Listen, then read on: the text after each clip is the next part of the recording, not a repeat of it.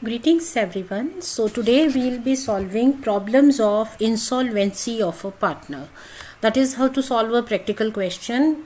Now as I explained in the previous class, first of all we will have to see whether the insolvency is established or not. एक बार आपने insolvency establish कर ली, मतलब firm में partner insolvent है, उसके बाद आप insolvency की वर्किंग शुरू करते हो. वर्किंग में वील हैव टू चेक कि क्वेश्चन में कुछ दे रखा है, क्योंकि इंसॉल्वेंसी से हमारा डायरेक्ट जो है ना इफेक्ट सीधे जाता है ध्यान गार्नर वर्सेस मुरे की रूलिंग में. But we'll have to look into the question. If your question has given some ratio या कुछ आपको प्रोविजन दे दिया कि इस तरह से इंसॉल्वेंसी को डील करना है, तो you will have to follow that question. फिर गार्नर वर्सेस मुरे की रूलिंग नहीं चलेगी. बट हाँ, अगर आपका क्वेश्चन ही कह रहे हैं कि इस रूलिंग को फॉलो करो या क्वेश्चन में कुछ नहीं बता रखा, then we follow Garner versus Murray's ruling. That is feel first establish. सबसे पहली चीज इंसॉल्वेंसी के अकाउंट करने से पहले याद रखो, एस्टैब्लिश इंसॉल्वेंसी मतलब पार्टनर इंसॉल्वेंट है और उसकी इंसॉल्वेंसी रेलेवेंट है हमारी फर्म के लिए. ठीक है ना, मतलब he is to bring money और उसके पास उतना पैसा नहीं है, he can not bring money, you have capital loss. अब उस कैपिटल लॉस को डील करने के लिए कैसे करेंगे, पहले चेक करो कि कोई प्रोविजन दे रखा है. If the provision is given follow the same. But अगर प्रोविजन नहीं दे रखा तो हमें गार्नर वर्सेस मुरे की रूलिंग फॉलो करनी है. अब आपके क्वेश्चन में भी ये कहा जा सकता है या हमें खुद भी करनी पड़ेगी इस रूलिंग को follow. Now there is one thing here which I would like to say, क्योंकि जो गार्नर वर्सेस मुरे की रूलिंग है, it has specified that partners need to bring cash equal to their share in the realisation loss. वो अपने realisation के loss के equal उन्हें cash लेके आनी पड़ती है ना. बट समटाइम्स वी फील कि ये तो एक एक्स्ट्रा सी रिक्वायरमेंट है, इसकी ज़रूरत क्या है, क्योंकि बाद में जितना पैसा लेके आएंगे वो तो उन्हें लेके भी जाना है, तो इसकी ज़रूरत ही क्या है, isn't it. But we follow this because this is given in the ruling. So आपके क्वेश्चन में अगर आपको गार्नर वर्सेस मुरे की रूलिंग फॉलो करनी है तो उसमें ये स्टेप ज़रूरी है. बट अगर आपका क्वेश्चन साइलेंट है, ठीक है, आपको कुछ कहा नहीं है, अब जब कुछ नहीं कहा होता तो हम ये रूलिंग खुद से फॉलो करते हैं. तो जब हम खुद से फॉलो कर रहे हैं, इन दैट केस ये वाला स्टेप हम छोड़ सकते हैं. ठीक है, so we don't need to get cash equal to the realisation loss अगर हम रूलिंग खुद से फॉलो कर रहे हैं. बट अगर क्वेश्चन कह रहा है कि इसे फॉलो करो, then we'll have to follow the complete ruling with all the requirements. तो उसमें let us take up this question to understand the working of Garner versus Murray's ruling. Now when we are reading this question, remember जब भी हम एक dissolution का question read करते हैं, हमें उसे दो पार्ट्स में स्टडी करना होता है.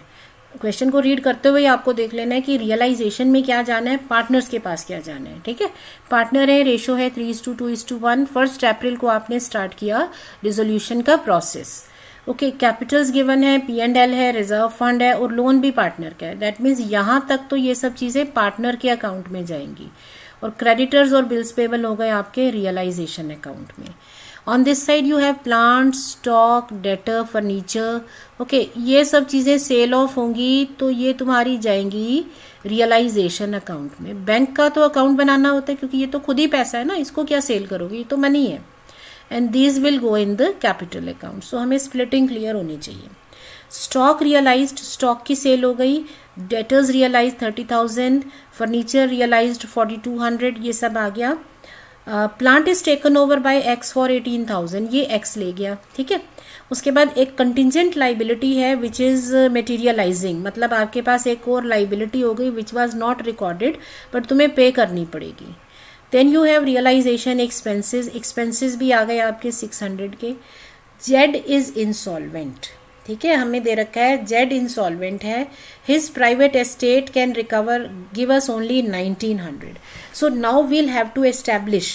अगर मान लो इस क्वेश्चन को सॉल्व करते हुए जेड को से something he is to bring something below 1900, तो फिर उसकी इंसॉल्वेंसी हमें मैटर नहीं करती है, क्योंकि उसे कम पैसा लाना है वो ले आएगा. ये मैटर तब करेगी जब पैसा उसे ज़्यादा लाना है और वो ला नहीं पा रहा है. ठीक है, तो ये हमें एस्टैब्लिश करना पड़ेगा. So let us start the question, क्योंकि हमारी इंसॉल्वेंसी की वर्किंग तो शुरू होगी फाइनल सेटलमेंट के टाइम. सो अभी तो हमारा एक नॉर्मल सा क्वेश्चन चल रहा है, रियलाइजेशन अकाउंट बनाएंगे. अब ये क्वेश्चंस हमारे बहुत सिंपल होते हैं, इसमें बाकी एडजस्टमेंट ज़्यादा नहीं होती, बिकॉज फोकस यहाँ किस पे है कि इंसॉल्वेंसी आपको समझ में आई है या नहीं, आप उसको कैसे डील करोगे. ठीक है. So first of all we record various assets, we close the accounts. So plant, stock, debtors, furniture. You have 4 assets, right? 21,000, 15,500, 32,000 and 5,000. So ये टोटल हो गया. दूसरी side we'll be closing various liabilities. We have creditors and bills payable. Don't make a mistake of closing unrecorded liabilities. आप closing कर रहे हो, close वो balances होते हैं जो होते हैं, ठीक है ना. ये तो रिकॉर्ड में नहीं थे, ये तो बाद में आए हैं, इनको क्लोज नहीं करना. Now you go for the realisation of assets and payment of liabilities. तो एसेट्स में चेक करते हैं तो क्या लिखा है, एक्स जो है वो एक प्लांट लेके जा रहा है. सो एक्स के कैपिटल अकाउंट में प्लांट चला गया 18,000 का. You can give this year plant taken over. बाकियों की तो सेल हो रही है, सो बैंक में पैसा चला जाएगा सीधे. आपका स्टॉक रियलाइज हो रहा है 12,200. Debtors are fetching you 30,000 and furniture is giving you 4,200. 46,400. On the other side, if we pay our liabilities, so we need to pay our expenses first. So realization expense is 600. We are not given anything regarding the liabilities, so all liabilities are paid at book value. ठीक है. उसके बाद आपके पास आ गया unrecorded और contingent liability 600 की. ठीक है. सो 36,200 ये हो गई आपकी लाइबिलिटीज. अब आप चेक कर लो आपके पास प्रॉफिट है या लॉस है. So herein you are having something to the tune of 1 lakh. Okay. So herein you have lesser amount, it means it's a case of loss. So calculate कर लेते हैं.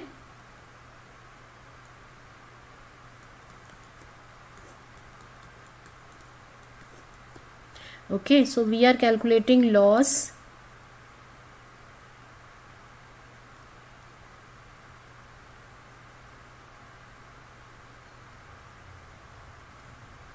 $10,700 का आ गया loss.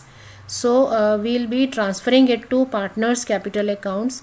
So loss transferred to partners capital accounts. So X, Y and Z partners के account में चले गए. लॉस का अमाउंट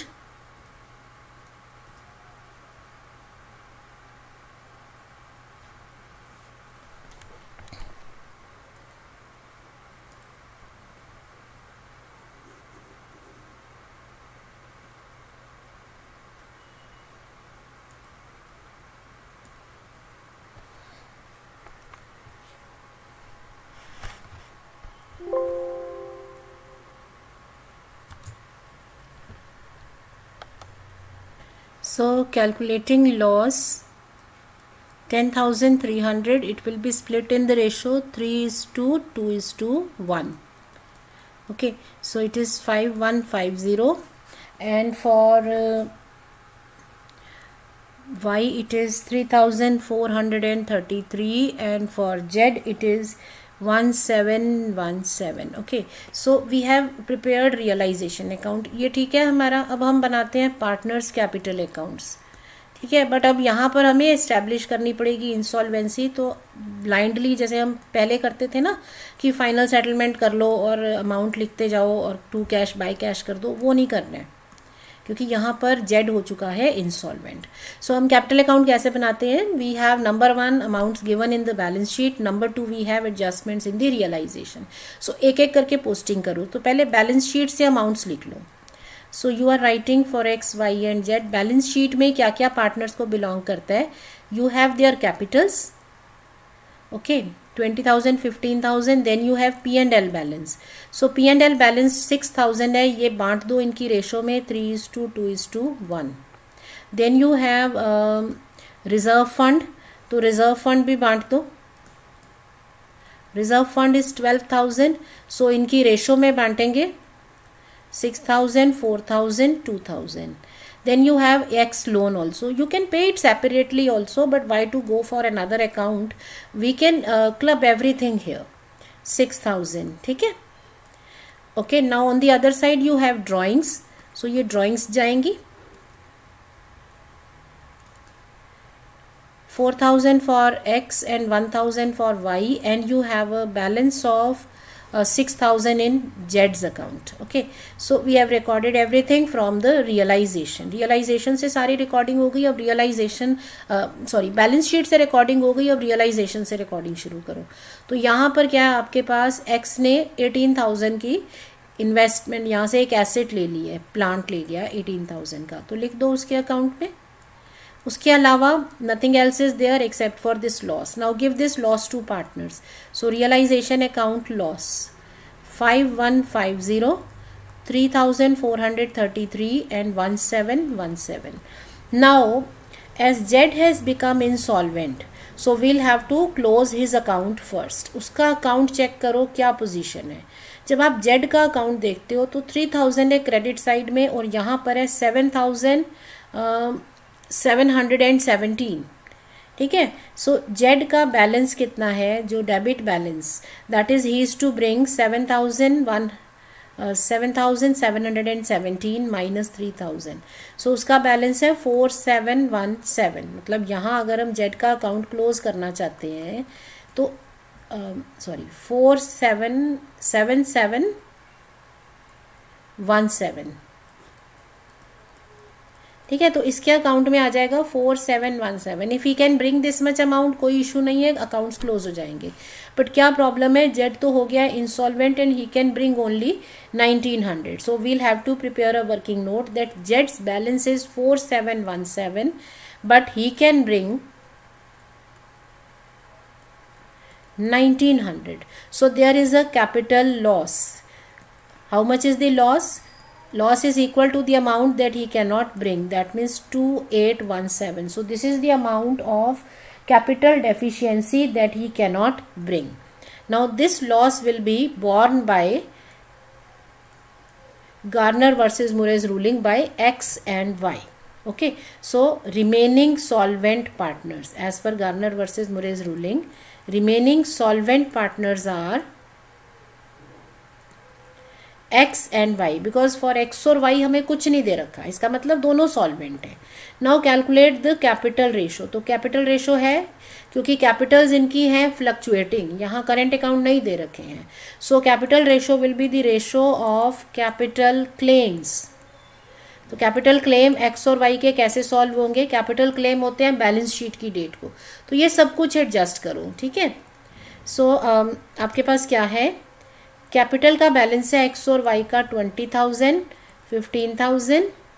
P&L अगर आप इनको बांटते हैं 3,000, 2,000. रिजर्व दे दो इन पार्टनर्स को 6,000, 4,000. दूसरी साइड से ड्राइंग्स इन पार्टनर्स की हैं 4,000, 1,000. ठीक है, ये आ जाएगा. Now you will be taking capital profit reserves. ये लोन नहीं लेना है क्योंकि लोन कैपिटल नहीं होती है. तो कैपिटल क्लेम का मतलब है पार्टनर्स के जो कैपिटल के हिस्से हैं.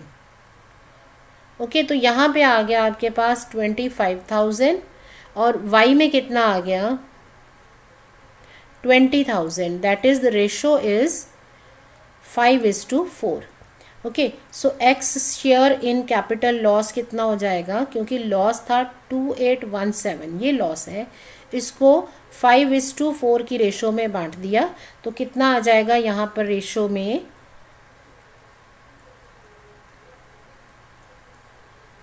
1565 एंड वाई का शेयर कितना हो जाएगा 2,817 इंटू 4/9. ठीक है ना. सो 1,252 ये हो गए इनके लॉसेस जो ये बढ़ने हैं. ठीक है. तो लॉस कैसे बढ़ते हैं, एक्स और वाई को लॉस मिलेगा, कहाँ से मिल रहा है, जेड के कैपिटल अकाउंट से. सो जेड के कैपिटल अकाउंट से X has got loss of 1,565, Y has got loss of 1,252. ठीक है. और जेड का ये लॉस हमें कैंसिल करना है. राइट. सो अब हम यहाँ पर ये बैलेंस जो हमने एक्चुअली कैलकुलेट किया था, we shouldn't have return here.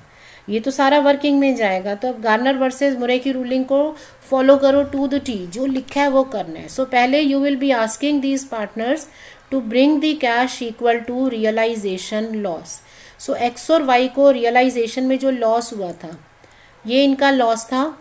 So you ask them to bring this much amount, ये पैसा लेके आएंगे.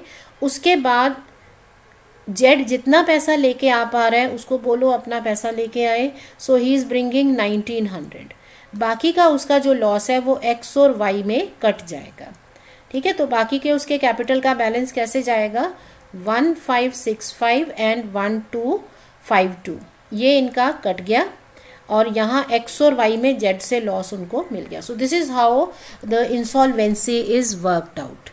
जिसका भी कैपिटल लॉस है वो बाकी के पार्टनर्स में बटेगा, ठीक है। अब we'll calculate the balance of remaining partners और उसको सेटल कर देंगे। ओके, टोटल्स कर लेते हैं यहाँ पर हम।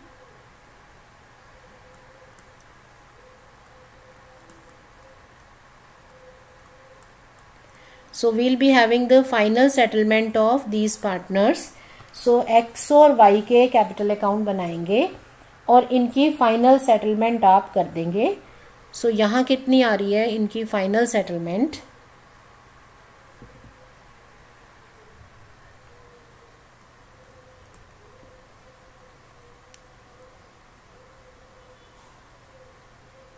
$35, ओके 50 है ना यहाँ पे।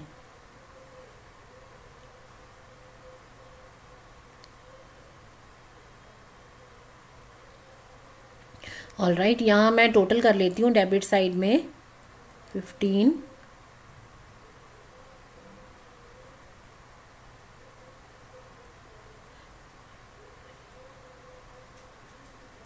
ओके। सो डिफरेंस कितना आ गया, 11,435, ये डिफरेंस आ गया। सिमिलरली वाई का अगर मैं टोटल करती हूँ डेबिट साइड का और डिफरेंस कैलकुलेट करती हूँ, सो आई हैव गॉट 18,748, ये आ जाएगा इनका बैलेंस। अब आप बैंक अकाउंट बना के फाइनली वेरीफाई कर सकते हो कि आपका क्वेश्चन करेक्ट हुआ है या नहीं। सो बैंक अकाउंट कैसे बनता है, ये सबसे सिंपल अकाउंट है। पहले आप लो बैलेंस शीट से इसका बैलेंस, ऑल राइट, ये आ गया 9500। Now you make ledger posting from realisation account, तो ये पोस्टिंग होगी और ये पोस्टिंग होगी। सो यहाँ पे हमें रियलाइजेशन से पैसा मिला फ्रॉम सेल ऑफ एसेट्स 46,400, दूसरी साइड हमने पे कर दिया कितना 36,200। नाउ कैपिटल अकाउंट की बारी आती है, तो कैपिटल अकाउंट में ये आपको पेमेंट्स करनी है and these are the amount that you have got from them. So आप एक्स वाई और जेड से यू आर गेटिंग 51503433, ये जो वो पैसा लेके आए हैं, और दूसरी तरफ आप कैपिटल अकाउंट में फाइनल पेमेंट करोगे, ठीक है ना। तो एक्स और वाई की फाइनल पेमेंट है 11,435 और वाई की है 18,748, ऑल राइट। ये आ गई इनकी फाइनल पेमेंट, तो यहाँ पर भी आप टोटल कर दो, ऑल राइट। सो ये हमारा मैच कर रहा है, दैट मीन्स हमारा क्वेश्चन करेक्ट है, we have done it correctly, okay. So this is how insolvency is solved. But suppose इस क्वेश्चन में हमें ये जो ड्राइंग्स है इसकी जगह मान लो हमें करंट अकाउंट दिया होता, फिर क्या फ़र्क पड़ता। यहाँ पर सिर्फ इतना डिफरेंस होता है कि ये जो कैपिटल रेशो हमने अब सॉल्व की है, if we are having fixed capitals, तो फिक्स्ड कैपिटल में यहाँ कैलकुलेशन नहीं करनी होती। फिक्स्ड कैपिटल में capital ratio is the ratio of the capital balances, तो ये 4:3 रेशो हो जाती, ठीक है। सो अगर हमें फिक्स्ड कैपिटल दे रखी है तो हमारा काम थोड़ा और कम हो जाता है, रेशो आसानी से सॉल्व हो जाती है, सीधे लेनी है बैलेंस शीट से, और बाकी का काम यही है, आपको रेशो में लॉसेस बांटने हैं, उनकी अकाउंटिंग इसी तरह से करनी है, ठीक है ना। अकाउंटिंग में कोई दिक्कत नहीं है, वो एज इट इज़ है, रेशो का चेंज होगा। अनदर थिंग, सपोज आपके क्वेश्चन में rather than saying this thing कि आपका